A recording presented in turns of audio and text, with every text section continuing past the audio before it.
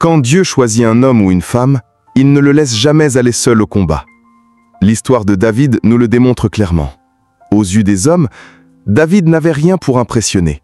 Il était le plus jeune de sa famille, oublié dans les champs à garder les brebis, tandis que ses frères étaient sur le champ de bataille. Pourtant, c'est lui que Dieu a regardé. Parce que Dieu ne s'arrête pas à l'apparence extérieure, mais il regarde au cœur. Lorsque Samuel est venu pour oindre le futur roi d'Israël, David n'était même pas invité. Mais Dieu a dit « Lève-toi, oins-le, car c'est lui ». Cela prouve que la préparation de Dieu ne dépend pas de la reconnaissance des hommes. Tu peux être ignoré par ton entourage, mais quand le Seigneur décide de t'équiper, rien ni personne ne peut arrêter son plan. David n'a pas été équipé d'abord par des armes matérielles, mais par des expériences spirituelles. Avant d'affronter Goliath, il avait déjà affronté le lion et l'ours dans le secret. Chaque victoire cachée était un entraînement divin pour le préparer au jour de gloire. Toi aussi, Dieu utilise les petites batailles de ta vie pour forger ton courage, ta foi et ton caractère. Les moments où personne ne te voit sont en réalité les salles d'entraînement du ciel où Dieu dépose en toi une onction particulière. Lorsque Saül voulut lui donner son armure, David a compris que ce n'était pas ainsi que Dieu voulait l'équiper. Il n'avait pas besoin des outils humains qui ne lui correspondaient pas. Il avait besoin de rester fidèle à ce que Dieu lui avait appris, une fronde et 5 pierres. Cela montre que Dieu n'a pas besoin d'imiter les méthodes du monde pour te rendre victorieux. Il utilise ce qui est déjà dans tes mains, ce que tu sais faire, ce qu'il a développé en toi dans le secret. Le courage de David venait de sa relation avec Dieu. Il ne voyait pas Goliath comme un obstacle insurmontable, mais comme une occasion pour que le nom du Seigneur soit glorifié. Là où les soldats voyaient un géant, David voyait une opportunité pour la puissance de Dieu. C'est ça, être équipé par le ciel, avoir une mentalité différente, une vision renouvelée, une audace qui dépasse la peur. Dieu t'équipe comme David en plaçant dans ton cœur une foi qui défie la logique. Quand les autres reculent, il t'accorde la force d'avancer. Quand le monde dit que c'est impossible, il te donne la conviction que sa parole est plus forte que toute impossibilité. David n'était pas fort par lui-même, mais il était fort de celui qui l'envoyait. Le secret de David n'était pas son habileté à viser avec sa fronde, mais sa dépendance à Dieu. Chaque pierre qu'il lançait portait l'autorité du ciel. Et de la même manière, chaque parole que tu déclares, chaque pas que tu fais dans l'obéissance est accompagné par la puissance du Saint-Esprit. Tu n'as pas besoin d'attendre d'être reconnu, tu n'as pas besoin d'armes sophistiquées. La présence de Dieu en toi est la plus grande des armures. Quand David se tenait devant Goliath, il n'était pas simplement un jeune berger avec une fronde. Il était l'incarnation d'une préparation divine. Tout ce qu'il avait vécu jusque-là n'était pas un hasard. Chaque jour passé dans les pâturages à protéger ses brebis l'avait équipé pour protéger une nation entière. Comprends ceci, ce que tu traverses aujourd'hui est peut-être le terrain d'entraînement de Dieu pour les grandes victoires de demain. L'équipement de David ne se limitait pas à des armes visibles, mais il portait en lui une identité. Il savait qui il était et surtout à qui il appartenait. Lorsque Goliath l'insultait et menaçait Israël, David ne s'est pas senti diminué par sa jeunesse, ni par sa petite taille. Il savait qu'il n'était pas seul, que l'armée du ciel marchait avec lui. Voilà pourquoi il pouvait dire avec assurance « Tu marches contre moi avec l'épée, la lance et le javelot, mais moi je marche contre toi au nom de l'Éternel des armées. » Dieu t'équipe de la même manière en mettant dans ton esprit une révélation claire de ton identité en Christ. Tu n'es pas défini par ton âge, ton origine, ton passé ou ton manque de moyens. Tu es défini par l'appel de Dieu et par sa grâce. C'est cette conviction intérieure qui transforme un simple berger en roi, un jeune ignoré en champion de la nation. Une autre chose importante, c'est que l'équipement divin vient toujours avec une stratégie particulière. David n'a pas couru sur Goliath au hasard. Il a choisi ses pierres, il a positionné sa fronde, il a visé avec précision. De la même manière, Dieu ne te laisse pas avancer à l'aveugle. Il dépose en toi une sagesse, une intelligence spirituelle qui t'aide à discerner où frapper, quand parler et comment agir. Ton combat n'est pas seulement une question de force, mais d'obéissance à la stratégie céleste.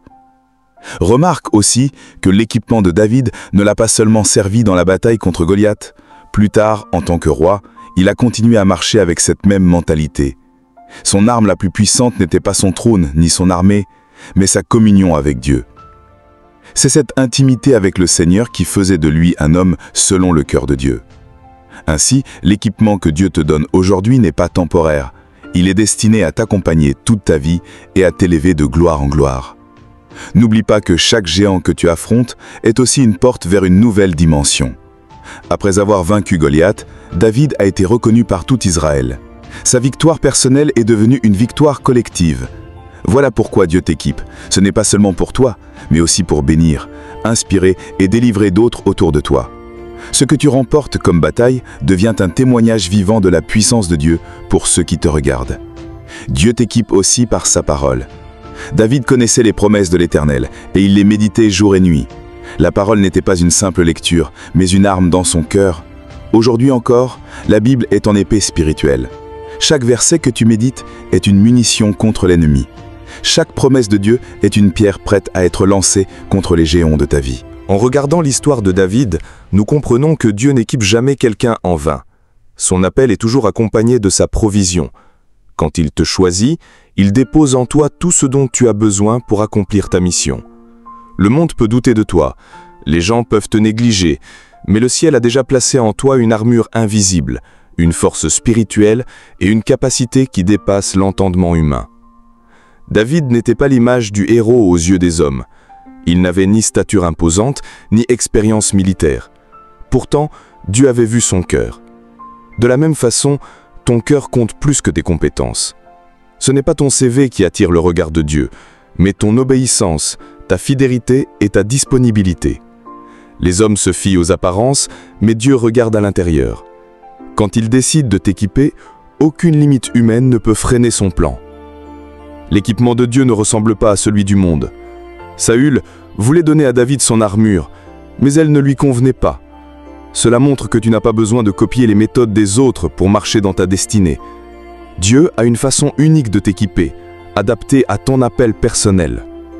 Ta fronde et tes pierres peuvent paraître insignifiantes aux yeux de ton entourage, mais elles portent une puissance surnaturelle entre tes mains, car c'est Dieu qui agit à travers elles. Cette vérité doit te libérer de la comparaison. Tu n'as pas besoin de ce que les autres possèdent pour être utile à Dieu. Tu n'as pas besoin de marcher dans l'ombre d'un autre pour accomplir ta mission. Dieu t'a équipé selon ton identité, ton histoire et ton appel. C'est avec ce que tu as, dans ta simplicité, que Dieu écrira de grandes victoires. La force de David n'était pas dans son apparence, mais dans sa communion avec Dieu. La tienne aussi vient de ta relation intime avec le Seigneur. Remarquons aussi que l'équipement divin n'est pas seulement pour ton bénéfice personnel, mais pour toute une génération. Quand David a vaincu Goliath, ce n'était pas seulement sa victoire, c'était la victoire d'Israël tout entier. De la même façon, tes victoires personnelles deviennent une inspiration et un témoignage pour ceux qui t'entourent. Chaque géant que tu fais tomber ouvre la voie à d'autres, qui trouvent en toi la preuve que Dieu agit encore aujourd'hui. Dieu t'équipe aussi par les épreuves que tu traverses. Avant de se tenir devant Goliath, David avait appris à affronter le lion et l'ours. Chaque combat dans le secret l'avait préparé pour le jour de gloire. Ne méprise pas les petites batailles de ta vie. Elles sont des entraînements divins. Ce que tu affrontes aujourd'hui en silence est peut-être l'outil que Dieu utilise pour bâtir en toi une foi solide, un caractère ferme et une assurance inébranlable. Enfin, l'équipement suprême que Dieu donne est sa présence. La véritable victoire de David ne venait ni de sa fronde, ni de ses pierres, mais de l'Esprit de Dieu qui reposait sur lui. Et aujourd'hui encore, le même Esprit habite en toi. C'est lui qui t'inspire, qui t'enseigne, qui te donne le discernement et qui rend efficace tout ce que tu entreprends. Quand tu marches avec cette conscience, tu sais que tu n'es jamais seul. Alors, lève-toi avec assurance. Le Dieu qui a équipé David est le même qui t'équipe aujourd'hui. Devant chaque géant de ta vie, souviens-toi que tu n'as pas besoin de l'épée ni de la lance du monde. Tu as quelque chose de plus puissant, l'onction, la parole, la foi et la présence du Tout-Puissant. Et avec cela, aucune montagne ne pourra résister, aucun Goliath ne pourra demeurer debout, car Dieu s'est déjà engagé à combattre pour toi et à te donner